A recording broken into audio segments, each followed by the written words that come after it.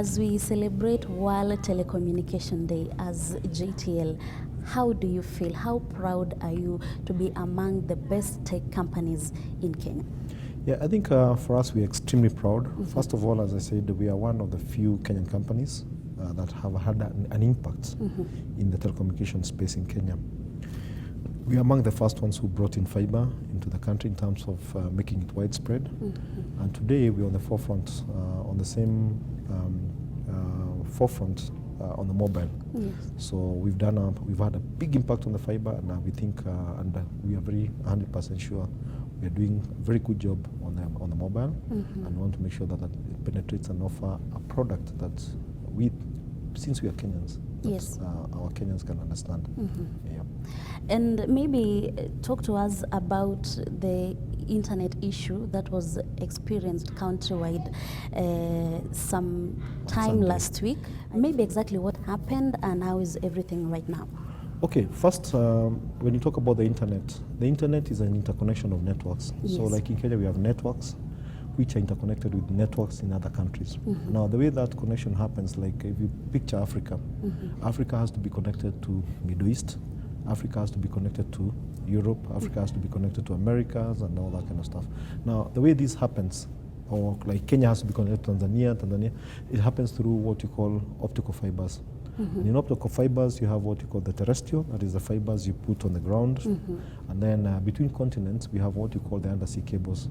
Now, what happened is that we've had a series of either accidental or political cases. We have a lot of cables that emanate from East Africa going towards Europe. Yes. And most of them pass through the Gulf of Aden.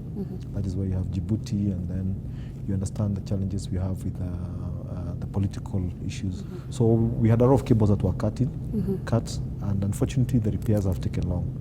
And then the way the cables are done is you have some cables that go, like relative to Kenya, you have some cables that go to South Africa, you can say down to South Africa. Yeah. There are some that go up towards Djibouti, and some towards Middle East. So for JTL, the impact was not as much because we have Kenya itself as a country. We have a cable called TIMS. This is a cable that connects Mombasa to Fujairah in UAE. Now this cable is owned by the telecommunication operators in Kenya. So the other cables that were impacted were cables between Kenya and South Africa, and as I told you now, between Kenya and Europe, around the Gulf of Aden and around the Suez Canal. So when these cables were cut, what happened? There was a constraint in terms of the capacity that was available. But JTL, because of some of the cables that we have to Middle East and through our partners in Etisalat, we're able to do a quick restoration. Okay. Yeah. And maybe when a GM, somebody who doesn't use the JTL internet, what can you tell them? Because it's one of the best. You know, people have different uses. Yeah. And what you need to understand is for you to come to us, then we understand your needs, then you look at what it is that we're offering.